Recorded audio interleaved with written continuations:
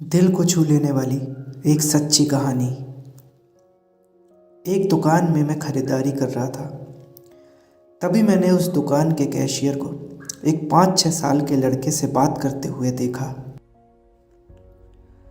Cashier बोला, माफ़ करना बेटा, लेकिन इस गुड़िया को खरीदने के लिए तुम्हारे पास पर्याप्त पैसे नहीं हैं।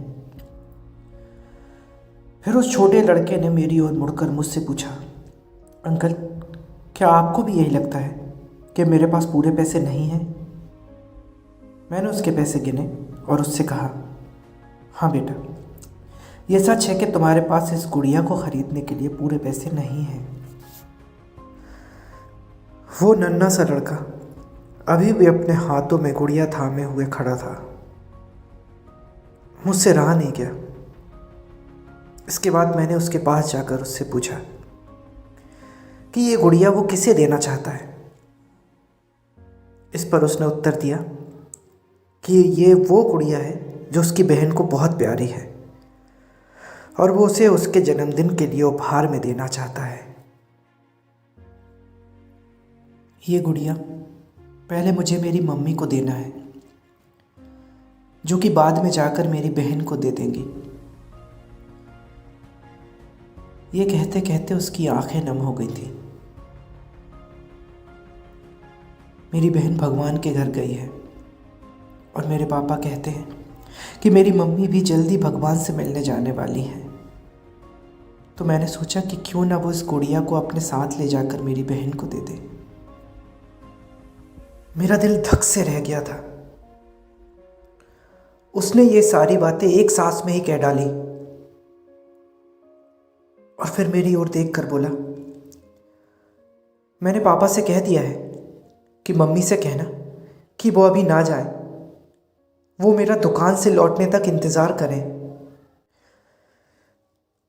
फिर उसने मुझे एक बहुत प्यारा सा फोटो दिखाया जिसमें वो खिलखिलाकर हंस रहा था। इसके बाद उसने मुझसे कहा, मैं चाहता हूँ कि मेरी मम्मी ये फ़ोटो भी अपने साथ ले जाए ताकि मेरी बहन मुझे भूले नहीं। मैं अपनी मम्मी से बहुत प्यार करता हूँ और मुझे नहीं लगता कि वो मुझे ऐसे छोड़ने के लिए राज़ी होंगी। पर पापा कहते हैं कि उन्हें मेरी छोटी बहन के साथ रहने के लिए जाना ही पड़ेगा। इसके बाद फिर से उसने उसे उस गुड़िया को गमगीन आंखों से खामोशी से देखा। मेरे हाथ जल्दी से अपने बटुए तक पहुंचे और मैंने उससे कहा, चलो चलो एक बार फिर से गिनती करके देखते हैं कि तुम्हारे पास गुड़िया के लिए पर्याप्त पैसे हैं या नहीं।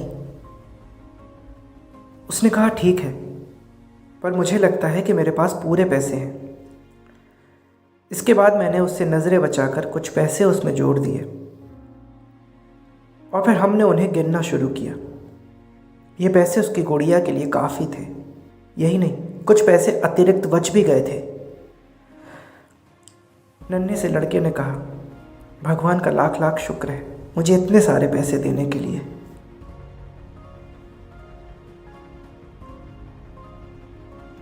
फिर उसने मेरी ओर देखकर कहा कि पता, कल रात सोने से पहले मैंने भगवान से प्रार्थना की थी कि मुझे इस गुड़िया को ख़रीदने के लिए पैसे दे देना ताकि मम्मी इसे मेरी बहन को दे सके, और भगवान ने मेरी बात सुन ली।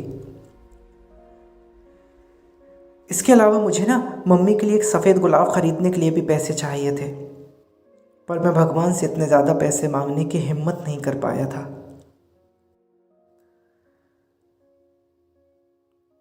पर भगवान ने तो मुझे इतने पैसे दे दिए हैं कि अब मैं गुड़िया के साथ साथ एक सफ़ेद गुलाब भी खरीद सकता हूँ। मेरी मम्मी को सफ़ेद गुलाब बहुत पसंद है। फिर हम वहाँ से निकल गए, पर मैं अपने दिमाग से उस छोटे लड़के को निकाल नहीं पा रहा था।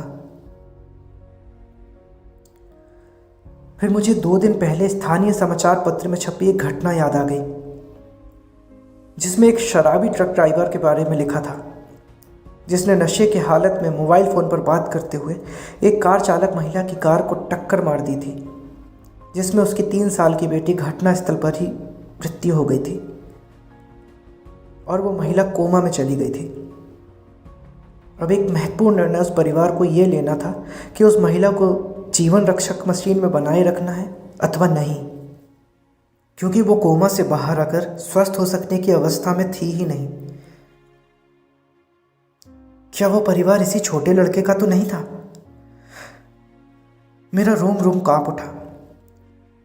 मेरी उस नन्हे लड़के के साथ हुई मुलाकात के 2 दिन बाद मैंने अखबार में पढ़ा कि उस महिला को बचाया ही नहीं जा सका। मैं अपने आप को रोक नहीं सका। मैं अखबार में दिए गए पते पर जा पहुंचा, जहां उस महिला को अंतिम दर्शन के लिए रखा गया था। वो महिला श्वेत धवल कपड़ों में थी, अपने हाथ में एक सफ़ेद गुलाब और एक छोटे से लड़के का वो फोटो लिए हुए, और उसके सीने पर रखी हुई थी वही गुड़िया।